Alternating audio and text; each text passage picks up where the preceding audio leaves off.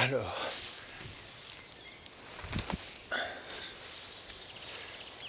alors voilà, on a déjà fait 6 plantes. La septième, ça va être celle-là. Donc ça, c'est du miscanthus. Alors le miscanthus, il donne rien à manger, en tout cas pas pour nous. Par contre, il est très très intéressant parce que c'est une vivace qui va vraiment pas du tout avoir de problème de, de gel ou de choses comme ça. Et puis, celle-ci, c'est une variété de miscanthus qu'ils appellent X gigantus ou quelque chose comme ça, qui est en fait une variété qui est devenue stérile naturellement, c'est un hybride stérile naturel. Pourquoi ça devient naturellement stérile? Un hybride, c'est comme la consoude de tout à l'heure. Il faut s'imaginer qu'une plante, elle a un but, c'est simplement de pérenniser son espèce. Si d'une manière ou d'une autre elle arrive à avoir un développement racinaire qui est suffisamment fort, eh ben, on va dire elle va plus forcément avoir besoin de l'usage de ses graines pour diffuser la variété. Alors, couplé à ça, je sais pas, vraiment je fais preuve d'inventivité, mais si elle est dans un milieu, par exemple avec des animaux fouisseurs qui vont venir déterrer les rhizomes, et puis la plante aura bien remarqué qu'en faisant des rhizomes, finalement elle va bénéficier de ces animaux qui vont venir fragmenter les rhizomes, peut-être les manger, les emmener à droite à gauche, et ben du coup c'est une plante qui aura gagné son pari et qui du coup va trouver que ses graines sont devenues inutiles. Donc naturellement on a trouvé des hybrides qui étaient stériles au niveau des graines. Par contre, avec un développement rhizomique, racinaire qui est très très fort. Ça c'est intéressant parce que ça fait une plante qui va vraiment touffer, qui va faire énormément de matière, qui va être très très stable aussi, avec un bel enracinement.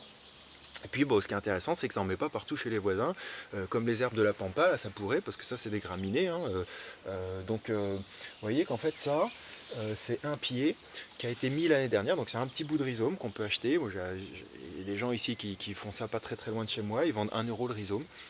Donc j'en ai mis une vingtaine autour de chez moi.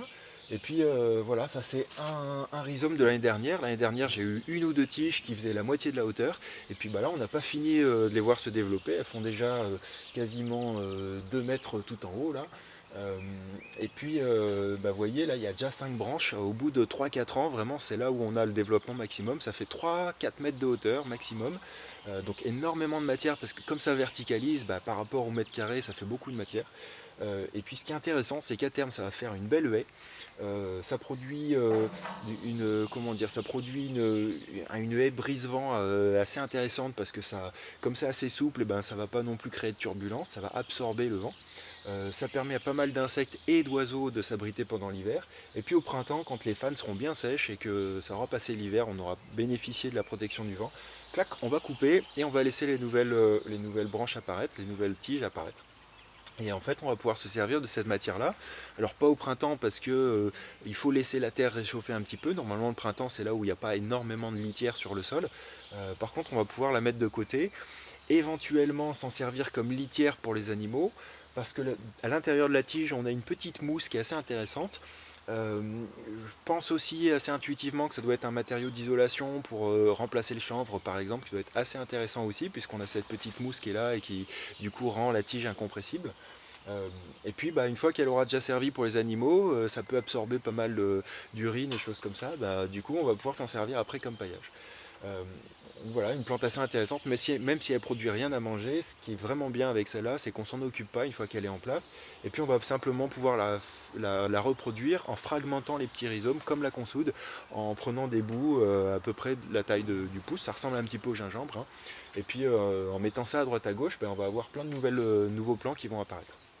Voilà, donc ici pour moi, c'est une pépinière, elles resteront peut-être pas à terme le long de ce hangar-là, mais en attendant, voilà, elles grandissent, elles fabriquent de la matière, et puis je vais pouvoir les remettre après un petit peu aux endroits où ça m'intéresse. Alors voilà pour la septième.